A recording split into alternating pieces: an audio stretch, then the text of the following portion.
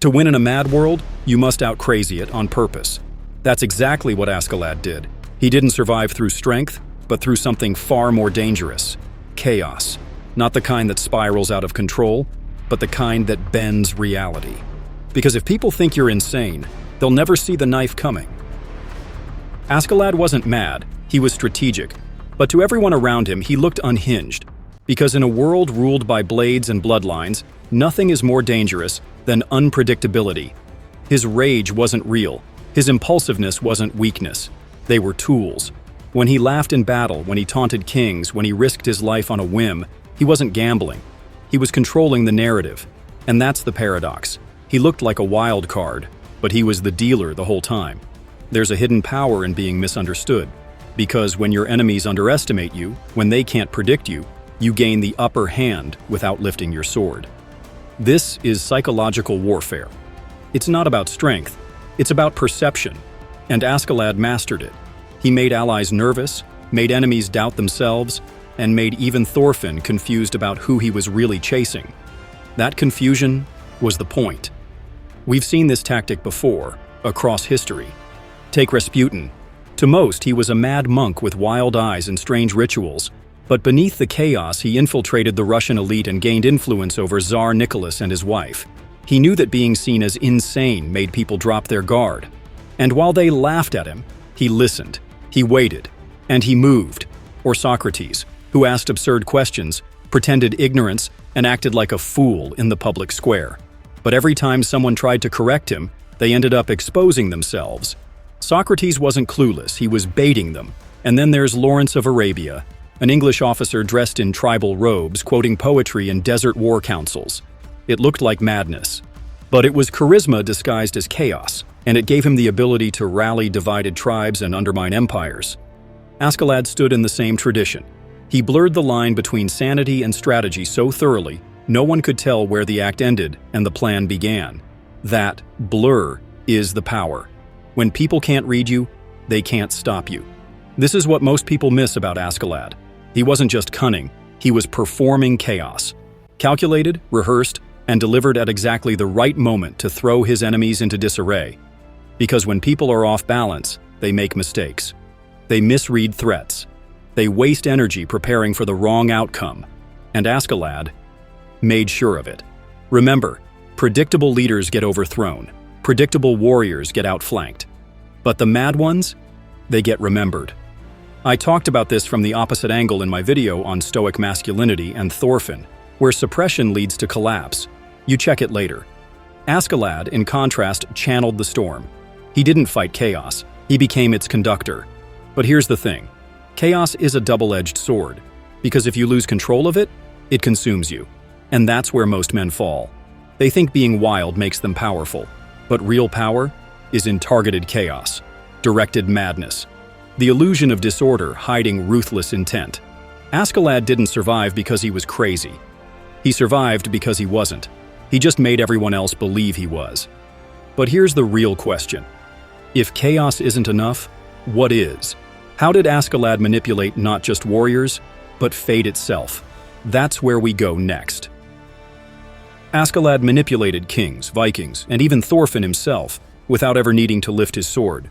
That's not charisma. That's not brute strength. That's control. But not the kind you force on others. The kind you plant in their minds. Let it grow. Let it rot. And when it finally breaks them, you offer a solution that's been in your hand the whole time. Askeladd didn't fight fate. He rewrote it by making everyone else dance to his chaos. Think about it. He served a Viking warlord he didn't respect. He took in a boy trying to kill him.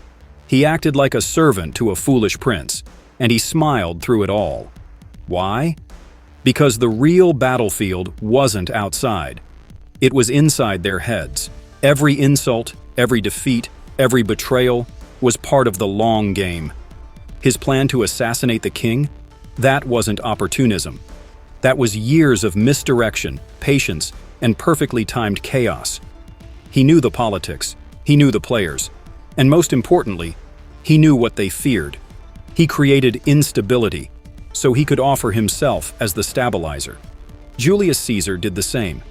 He let Rome descend into chaos, riots, political rivalries, broken alliances.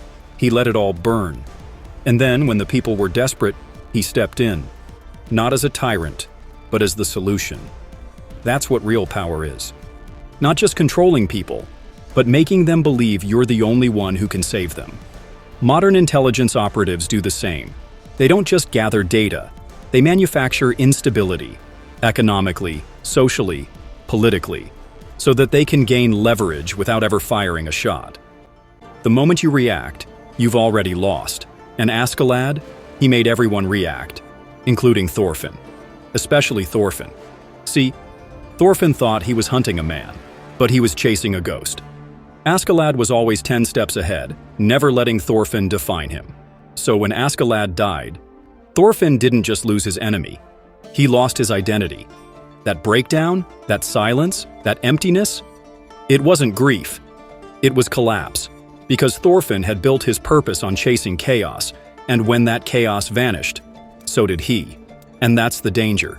When your enemy's madness becomes your meaning, you no longer own your destiny. They do. You become their puppet, even if the strings are made of hate. But what if you could use chaos without becoming the puppet? What if you could weaponize unpredictability and still stay in control? That's what we'll break down next. So how do you weaponize unpredictability without losing your mind? Because chaos isn't just fire and fury, it's a tool. And if you sharpen it right, you don't just survive the storm, you become it. Askeladd didn't win because he was the strongest. He won because no one could predict him. And in a world addicted to control, that's terrifying. Here's the truth. If you want real power in social dynamics, leadership, or negotiation, you need to break people's patterns. Not with noise, but with targeted disruption. Imagine walking into a room where everyone expects you to play nice, and instead, you flip the tone, change the rhythm, derail the conversation. Suddenly, they're no longer in control. You are. Startups do this all the time against big tech. They appear reckless. They move fast, break things, throw wild ideas into the market. It looks chaotic. But underneath, there's a calculated plan. They're not being disruptive for fun. They're shifting the rules so the old players can't keep up. It's the same in poker. Players use a tactic called tilt, deliberately acting irrational to throw off an opponent's emotional balance. It's not about the cards, it's about making the other person question everything they think they know. That's Askeladd's playbook. Appear unstable, look erratic. And when everyone overreacts, step in with a solution. Your solution.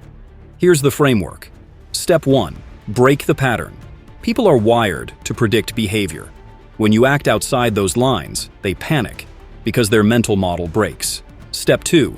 Introduce controlled chaos. Throw in uncertainty. Say the unexpected. Act the opposite of what they're bracing for. Step 3. Offer stability, but only after they're off balance.